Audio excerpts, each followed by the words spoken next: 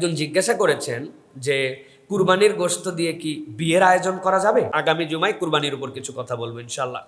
আপনাদের যদি কোনো প্রশ্ন থাকে সেগুলো অগ্রিম দিয়ে দিবেন, ইনশাল্লাহ আমরা উত্তর দেওয়ার জন্য চেষ্টা করব।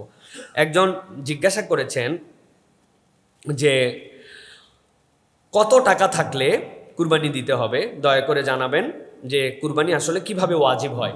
খুবই গুরুত্বপূর্ণ জিজ্ঞাসা আমাদের জন্য। আমরা অনেকেই কুরবানির ওয়াজিবের বিষয়টা বুঝি না।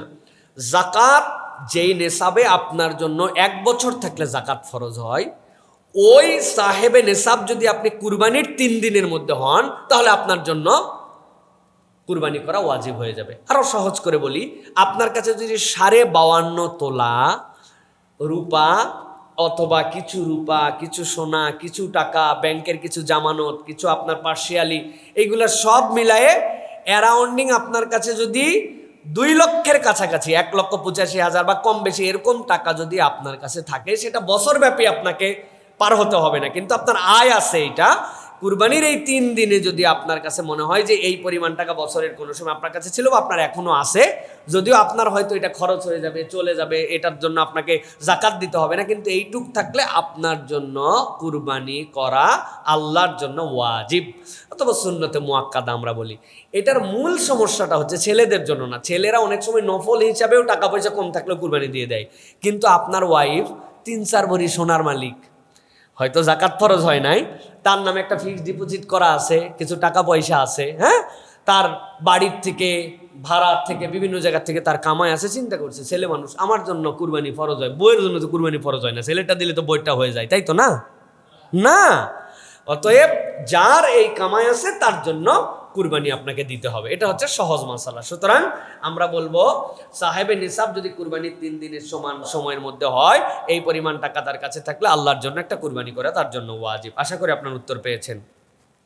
আরেকজন প্রশ্ন করেছেন যে কুরবানির গোশত 3 ভাগ করা কি জরুরি, সাথে জানতে চাই কুরবানির গোশত কতদিন পর্যন্ত রেখে খাওয়া যায়। প্রিয় ভাইয়েরা, 2টা জিজ্ঞাসা, এর মধ্যে একটা জিজ্ঞাসা হচ্ছে যে কুরবানির গোশত 3 ভাগ করা জরুরি কিনা।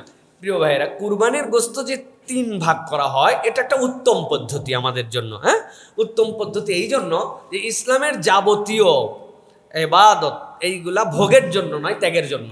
আপনি যা দেখবেন ইসলামের, আপনি ঈদে যাচ্ছেন, আপনার ফিতরা আদায় করে যান। আল্লাহ নবী বলছেন ফিতরা ঈদের পরে দিলে তোমার সাদাকা হবে না, ফিতরাই হবে না। তার মানে কি, ও যেন খুশিতে শরীক হতে পারে, আমি একাই খুশি হব না। কুরবানি আমার ভোগের জন্য নাই, আল্লাহর বলবেন একমাত্র জিনিস। সুবহানাল্লাহ, আপনি আল্লাহর জন্য জবে করার পর এটা বাকি আর কোনোটাই থাকে না, দিয়ে দিতে হয় একমাত্র এইটা।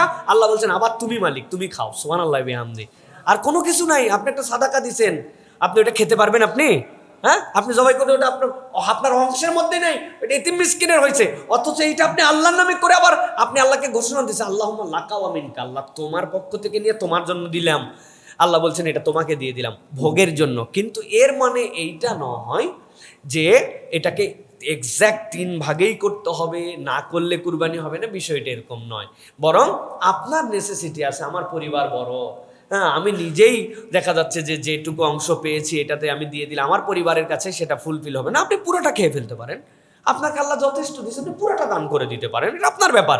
কিন্তু সামাজিক সৌন্দর্য, আত্মীয় স্বজনের জন্য একটা ভাগ রাখা, গরিব মিসকিনের জন্য একটা ভাগ রাখা, নিজের জন্য, তাহলে সকলেই পেয়ে যায়। কিন্তু তার মানে এই নয় যে এটা না করলে আমার কুরবানি ক্ষতি হয়ে যাবে। কেউ যদি মনে করে এটাই কুরবানির নিয়ম, তাহলে সে একটা বেদাত করবে। কিন্তু যদি এটা করে ফেলে, তাহলে উত্তম একটা পদ্ধতি সে ফলো করলো। সাথে জিজ্ঞাসা কতদিন পর্যন্ত কুরবানি রেখে খাওয়া যায়। আপনার ফ্রিজের মাপ যত বড় ততদিন পর্যন্ত। বড় ফ্রিজ হলে আপনি এই বলতেছেন এই কুরবানি চলে আসলো, বাইর করো গত বছর কুরবানিগুলো, ফ্রিজ পরিষ্কার করো, আবার কুরবানি দেওয়া লাগবে। এরকম মেন্টালিটি যদি হয়, ইটস ভেরি ব্যাড প্র্যাকটিস। কিন্তু এটার জন্য কোনো হদ নাই যে এতদিন পর্যন্ত খেতে পারবেন না আপনি কুরবানির। কিন্তু কুরবানির পশু দিয়ে একদম রেখে দিলাম, পুরো বছরের খাবার জোগাড় করে, এই মেন্টালিটির মানুষ নাই বললেই চলে। কিন্তু আমাদেরকে তারপরে ভুল করে মনে করেন কুরবানির একটা প্যাকেট কারো কাছে রয়ে গেছে, হয় না এরকম? এখন ওটা ফ্রিজতে বাইর করেছেন, আল্লাহ আই তো খাবার তো কুরবানির মাস চলে আসে, তার মধ্যে খাওয়া জায়েজ নাই। বিষয়টা এরকম নয়। সংরক্ষণ করতে পারবেন, খেতে পারবেন, কিন্তু এটা লিমিটের মধ্যে রাখতে হবে। আল্লাহ আমাদেরকে বোঝার তৌফিক দান করেন। একজন জিজ্ঞাসা করেছেন যে কুরবানির গোশত দিয়ে কি বিয়ের আয়োজন করা যাবে। প্রিয় ভাইয়েরা, এই জিজ্ঞাসাটা আপেক্ষিক।